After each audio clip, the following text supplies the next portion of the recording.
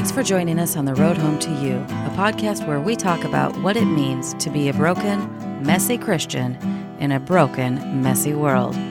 We understand that living a life of faith is hard to do, and sometimes even hard to understand. So let's talk about it. Grab your road trip snacks and a buddy, buckle up, and let's head on down that long road home.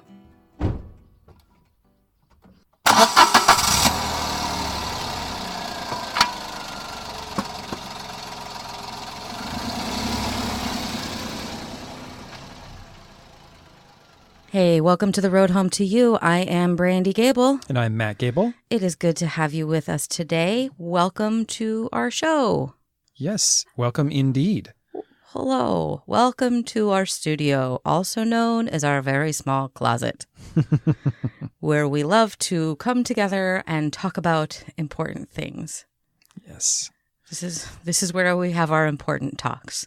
Well, I wouldn't say we have all of our important talks. We have all of our broadcast important talks in here. Yes, but most of our important talks happen around the island in the kitchen. They do. Yes. Interestingly. Yes. Occasionally we'll, if one of our important talks seems to be going long, we'll move it out to the living room so we can actually sit somewhere comfortable. Yes. But it takes a while. We'll stay by that island for a good long time. It's like our island of safety or something. Well, usually one of us is doing dishes or something like that. That is true. Yeah. Well, hey, so hi. Hello. So this is actually, friends, you are coming in to Matt and I having not seen each other for a few days because I got an unexpected phone call Tuesday from my mom saying that my grandma had fallen, or maybe that phone call was Monday. I don't remember. It's all a blur. Anyway, I got a phone call from my mom at the start of the week saying that my grandma had fallen. She's 92 years old. She's got dementia, and she'd fractured her hip. And the doctors were saying moving her to the hospital to do surgery probably would be ill-advised. So let's just make her comfortable. Mm-hmm. And we knew that meant that time was short. And so I had planned on going over to see her this coming weekend. Tomorrow I was going to leave. And instead I got a phone call on Wednesday saying, Grandma's just got a few hours, get here if you can. So I did. So I hustled all of my stuff. I threw stuff into the car that I don't know why I threw into the car. I packed like I was going to be gone for 7 months. Right. Because you never know, right? Right. And so I went across the mountain and I got to sit next to my grandma as she had her last few hours and got to be with my mom in that time as well. And I wasn't there for Grandma's last breath. I was actually out of the room at that point. But it was a good time, and it was a sad time, and it was a hard time for a lot of different reasons. And so today, Matt, I thought that we could talk about grief. Yeah, I think that's a good idea. Yeah, we had actually planned on talking about something completely different, but this is just kind of heavy on my heart, and I feel like I kind of wanted to just, I don't know. Process a little bit. Yeah, I mean, I feel like I've processed pretty good. I prayed. It's about a 2.5 hour drive between our house and Mom's, and I prayed for a good chunk of that time, and really kind of feel like I processed pretty well. But I know that, any one of our listeners has either experienced the loss of a loved one or is going to experience the loss of a loved one, right? Yeah, it's kind of inevitable. Yeah, you can't live without experiencing death. Right. And I think it's just important that we are prepared for it. It seems to me like our country, and maybe it's not just our country, but our country in particular, has this weird mentality around death where a lot of cultures, death is so inevitable and so kind of constantly present that it's just dealt with a little bit more naturally, I think. And people aren't quite as afraid of death as they are here in the United States. I think we like to pretend that it's not going to happen to us. We don't want to be reminded about it. We don't want to think about it. We might know it's inevitable, but somewhere deep inside we're saying, yeah, for everybody else. Right. Yeah, I think you're right on that. So in an effort to help our friends, help you guys, I don't know, maybe process your own grief or at least have some tools for when grief comes into your life. Because here's an interesting thing about grief, and what we're going to be talking about are kind of the 5 stages of grief today. And it doesn't have to be the loss of a loved one. It could be the loss of a pet. It could also be divorce. It can also be loss of a dream or a career or, any number of things. We all experience grief. So particularly today, I'll be talking mostly, like from my own perspective, I think, more from the perspective of losing a loved one, particularly a parent, because 1997 was when my dad died, and we were 23 years old, I think, at the time. He died from a sudden heart attack, and there wasn't any kind of a warning. And then with Grandma here, we knew that time was coming. Yeah, in a lot of ways. I mean, it's sad to say, but you've kind of been saying goodbye to your grandma for, a good 5, maybe 10 years in a way, as you've sort of seen her memories fall away, and she starts to forget people that she knew and loved, and eventually even to the point where, she was forgetting you and a lot of other people that had been close to her for a long time.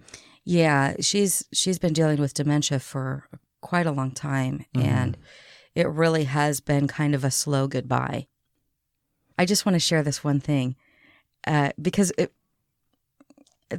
don't know, I'll probably share other things too, but it was neat because my grandma, I'm sorry, you guys, we'll get to the 5 stages of grief, I promise, in just a sec. But my grandma, because she had dementia, but she, in her younger years, she had always been a performer and an entertainer. She tap danced, she sang, she played piano. She loved to just make people smile with her performances.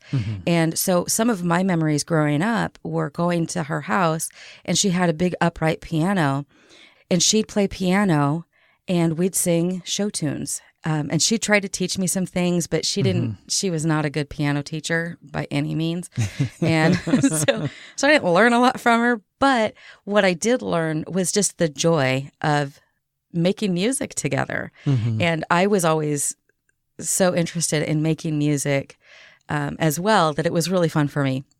And so she had a little keyboard in her room at the assisted living place where she lived, and Grandpa had made a desk for it that just fit her because she was a very short woman, even shorter than me.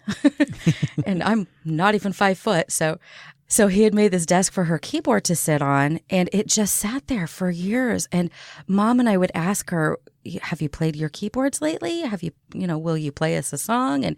And Grandma would just be like, I don't even know how to play the piano. I don't know what that's doing here. And just like, no, I don't play that.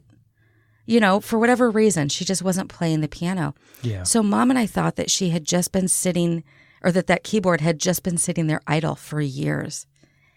And then after Grandma passed away, one of the ladies that worked at the assisted living place said, hey, I've got a video to show you.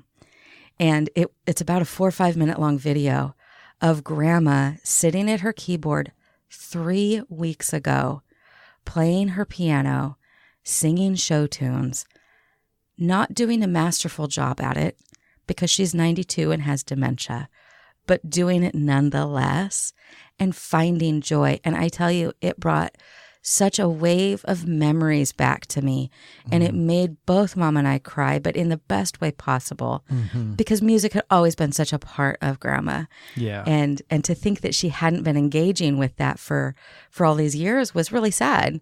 And so then to see evidence that she had been still playing and singing was just such a precious gift for Mom and I to have that video. Yeah. So that is so awesome. Very cool. So let's get into some of the stages of grief. Yeah. So this is actually all coming from an article written by Julie Axelrod from psychcentral.com, which I'm going to go ahead and post links to in our show notes so that people can see this. It's a really good article. There's lots and lots of resources attached to it. So I would encourage you, if you or somebody you know is dealing with grief, this is a really good resource to tap into. And so the 5 stages of grief were first proposed by a woman named Elizabeth Kubler-Ross in 1969. She's the one who wrote the book on death and dying. Okay. And yeah, for some reason that name sounded really familiar. Okay. So. The name didn't sound familiar, but I know I've seen the book. And it is now grief. I think grief itself is in the DSM-5, and that's the manual that talks about mental health issues. And this is one of the things that they've gotten right over the years. I don't think it's changed at all since 1969. Maybe fine-tuned a little bit. But so an important thing to know about these quote-unquote stages of grief is that they're not actually stages per se. Like, you're not going to start with one and then just work your way through all 5. They kind of come and go in waves, and you might hop around the spectrum a little bit from one to another. And that's really common. And they're more like, I kind of like to think of it more as layers. It's very common to think that you've dealt with one of these stages, and then all of a sudden 3 years later, it comes up again. And you're like, well, wait a second. I thought I dealt with that. Right. Yeah. So you could be, experiencing the what looks like a stage 5 or whatever towards the end, what we would think of as sort of the end of the process or whatever. And then something happens, a smell or a something like that hits you hard, and all of a sudden it knocks you back to the 3 or something like that. Right. Is that kind of what you're? Yeah, and it's not even that it's knocking you back, because so let's go through the stages, and then we'll talk about more about it. So stage 1 is denial and isolation. That's the time when you're saying, this isn't happening. This can't possibly be happening to me right now. And that's kind of that initial, like, you just hear the news, and it's sort of this temporary but immediate response, this defense mechanism, if you will, that is just trying to protect everything you've ever known and found to be secure. And all of a sudden, your world is flipped upside down, and the person or the thing that you've always known to be stable is suddenly gone. And so there's that denial and isolation that happens. Number 2 is anger. And sometimes that anger can be directed at the circumstances that surrounds that loss. Sometimes it could be directed even at the person who died. It can also be directed at just other people who are also grieving the same person. It can also be directed at perfect strangers, or inanimate objects, or the doctors who couldn't prevent this thing from happening. Your anger can be pointed in any one of 1,000 different directions. I remember when my dad died, I had to go and get an outfit to wear for the memorial. And it was Christmas time, because he died on December 6th. And I decided to go into town by myself. And I don't know why I was by myself, but I was.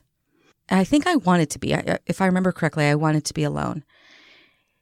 And I was walking through department stores trying to find an outfit to grieve my father's death in. And I was heavier than I wanted to be at the time, which was discouraging. And I was just horribly upset about my father's passing. And I was standing in the middle of a store, and Christmas music was playing. And I remember yelling at the Christmas music in the middle of the store, not in my head, but yelling out loud at the Christmas music. And I was like, don't you know my dad just died? Like, I mean, everybody just kind of stopped and looked at me and then gave me a very wide berth because there's a crazy lady in their midst. And I mean, I was angry at the Christmas music. Right. And then I was angry because I bought an outfit that completely didn't fit me.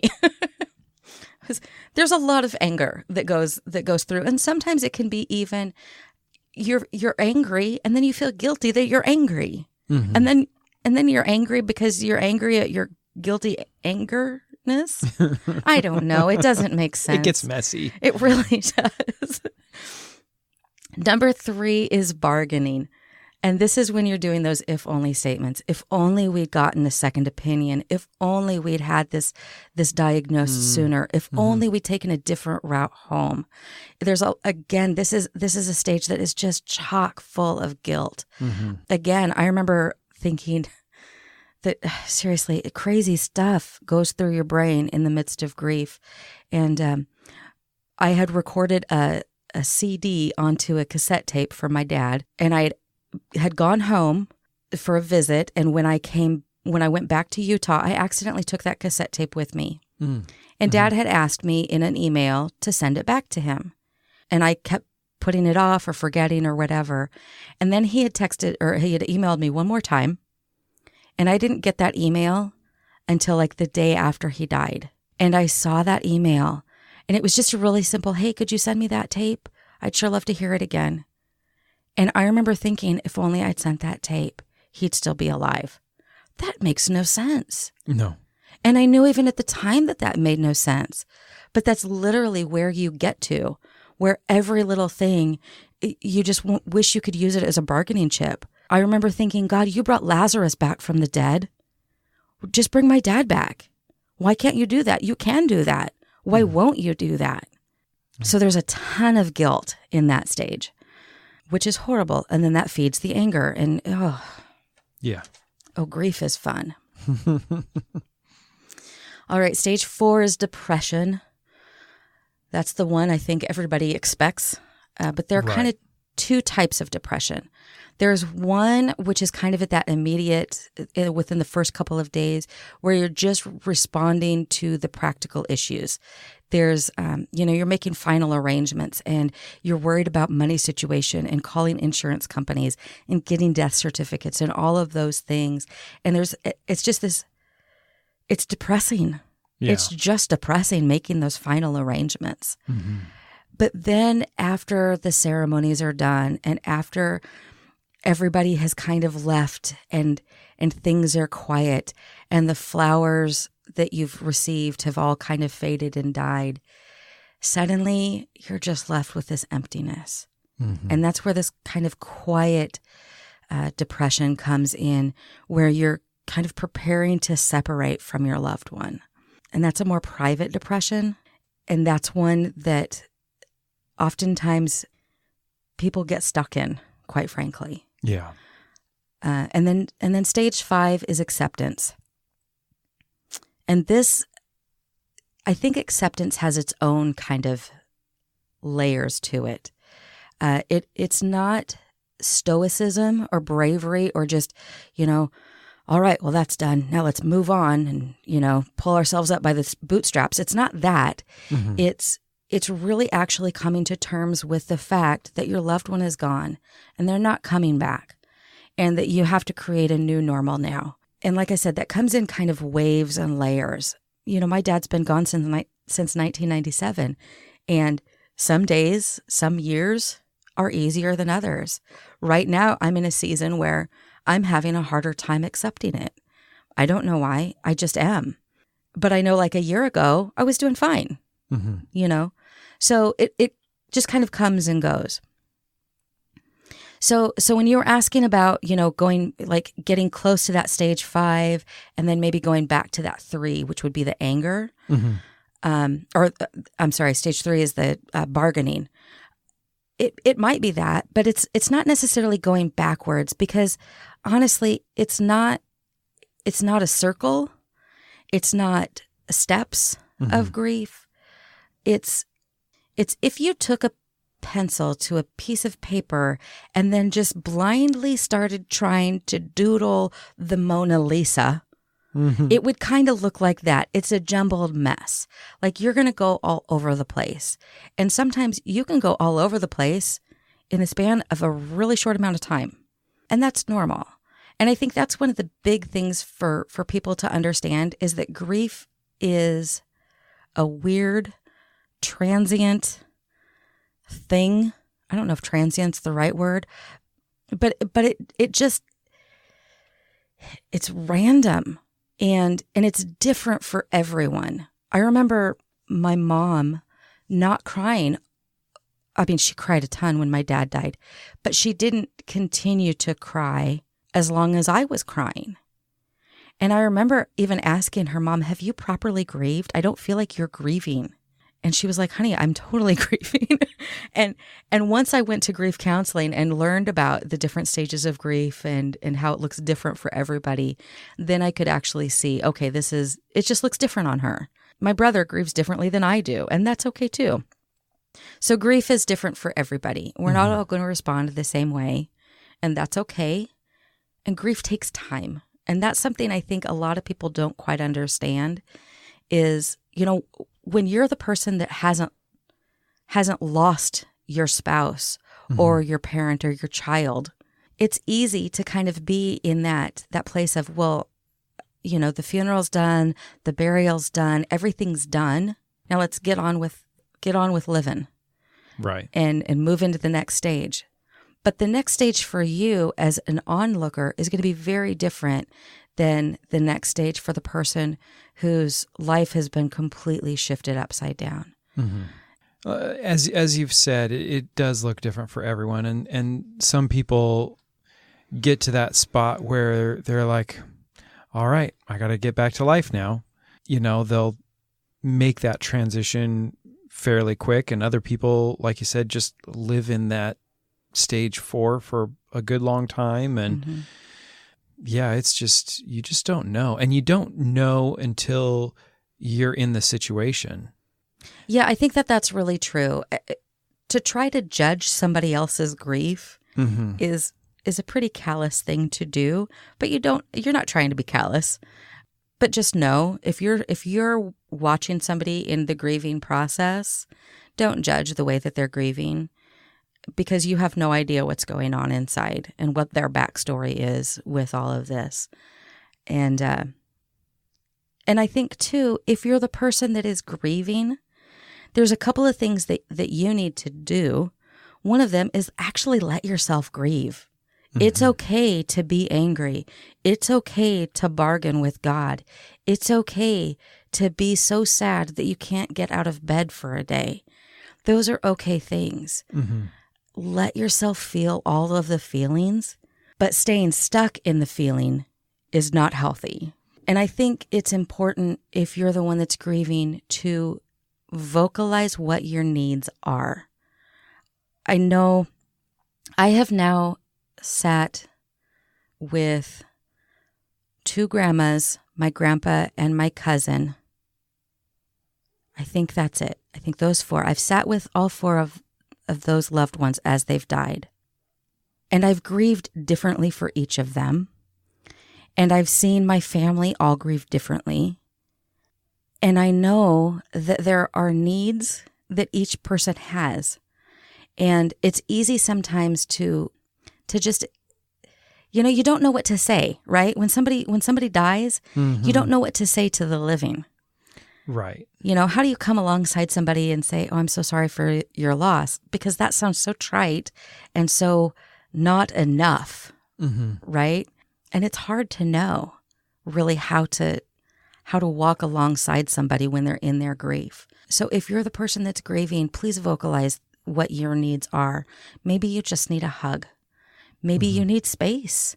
Maybe you need help going through your loved one's belongings.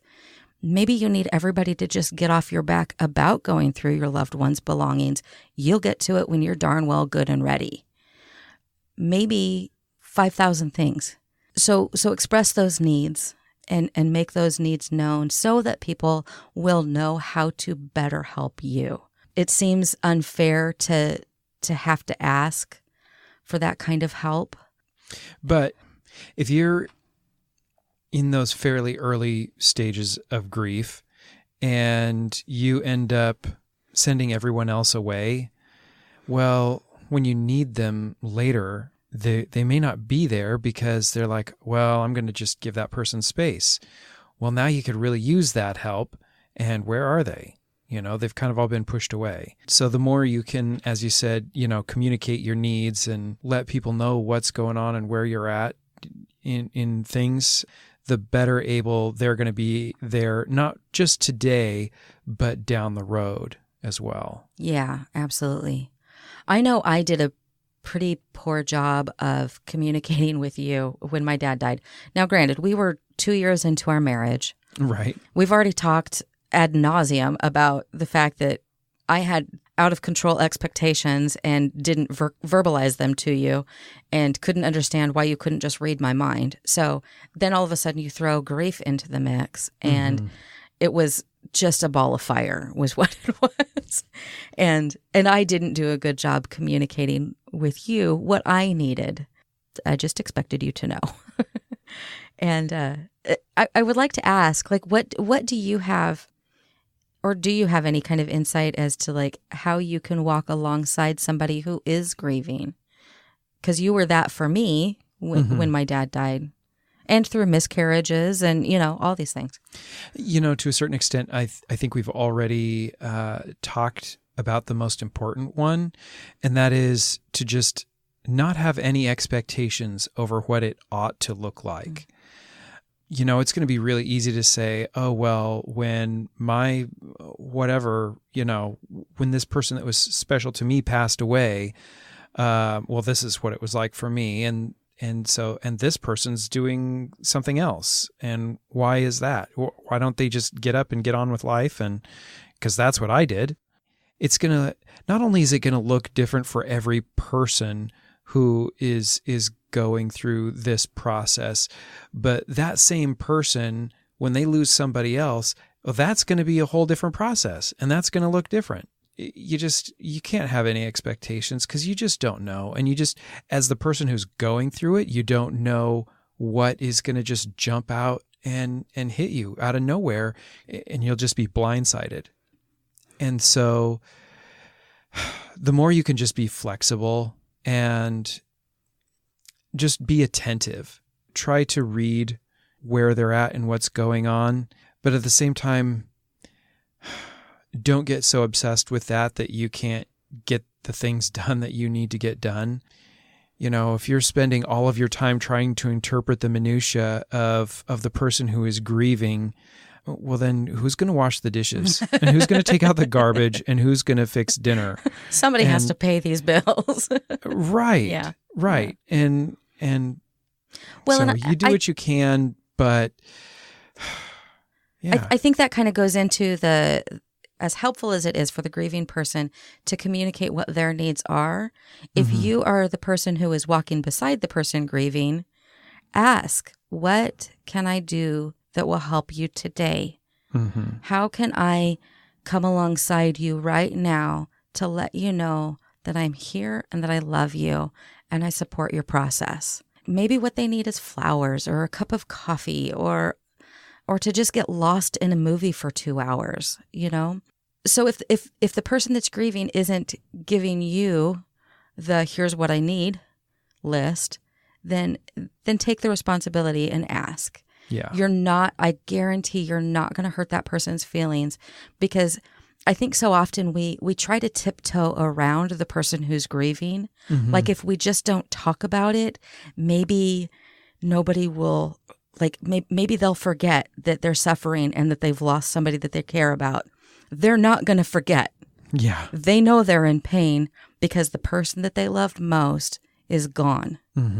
And that sucks, and there is no stopping that suckage. So by just simply acknowledging it and saying, I don't know what to do for you right now, but I know that you're hurting. What can I do to help you through this? Yeah. And I think, you know, that's the thing that I wasn't fantastic at and should have been better. I should have been a bit more, I hate to use the term because it's so overused, but had I been a bit more proactive, you know, maybe I could have headed off some of that, why doesn't he know what I want sort of thinking, and we could have been more clear and open with each other. Yes, but also we were 23, you were in college and working full time, and there were a lot of things happening. There were. So I'll cut you some slack. Now I'll cut you slack. Then I don't think I did. But 46-year-old Brandy gets it. Right. It's taken a few years. 46-year-old Matt is thankful. Now let's go forgive our 23-year-old selves. Yeah, no kidding. So let's see. I think that's pretty much it. Oh, one thing I do want to say too is one of the things that helped me so much after Dad died was I knew I was depressed. I knew I was kind of a mess. And I don't even know how I stumbled on the idea to find a grief support group, but I found one at a local hospital, and it was free of charge, and it was run by a nurse, I think, or licensed therapist. I don't know who it was run by. A really nice lady whose name I don't remember. But there were probably 8 or so of us, and we were all there for vastly different reasons. One man was in his 60s or 70s and had lost his wife. Somebody else was there because their parent had died by suicide. I was there, and it was a wide group of people, and for me, my loss was probably, I think, the most recent out of everybody in our group. And some of the people, they had lost their loved one 5 years ago or something. I mean, it had been time. Wow. And they were only just now at that point where they were like, I need to get into some counseling. And it wasn't counseling per se. It was a grief support group. Yeah. But by all means, if you're struggling with grief, find a support group, go to a counselor, see somebody, talk to somebody. It's so helpful to hear about what is happening as we grieve. It was while I was going through this that I actually had my first massive panic attack, and I had no idea what was happening.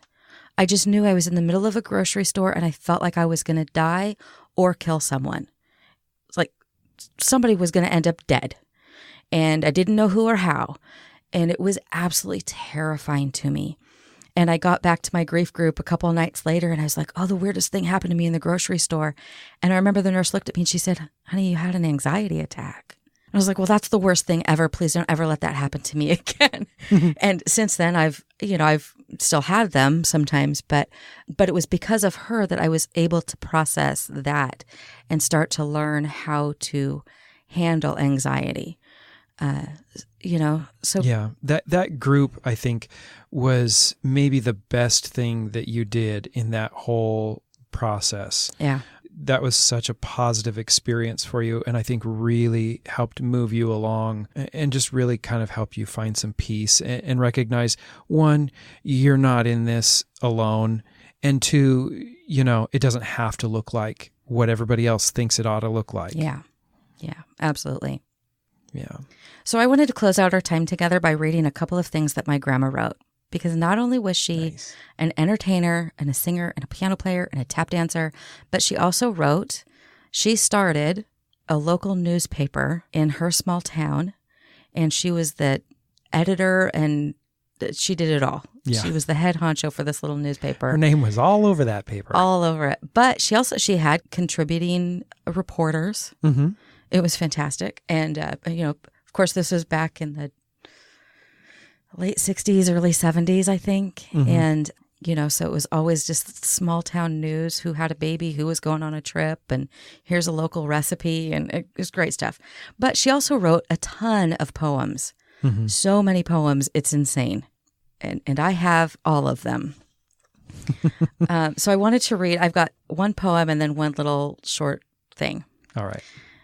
I love this because my dad actually kind of reworked this poem and turned it into a song. Oh, that's cool. And I don't think I'll be able to put it on the recording, but anyway. Yeah. This is called The Gold of the Old. 2 gentlemen friends on a sunny day sat side by side near the town cafe.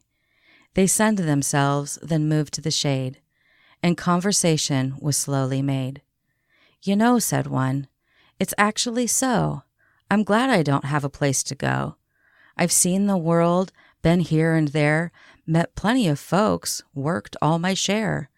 It's kind of nice to just sit back and watch these folks hustling on life's track. My life's been good, now I can rest, but plenty of them won't pass the test. I've got my memories, good and bad. Don't have much left to make me sad. They pity me, just sitting here. But they never see I have no fear.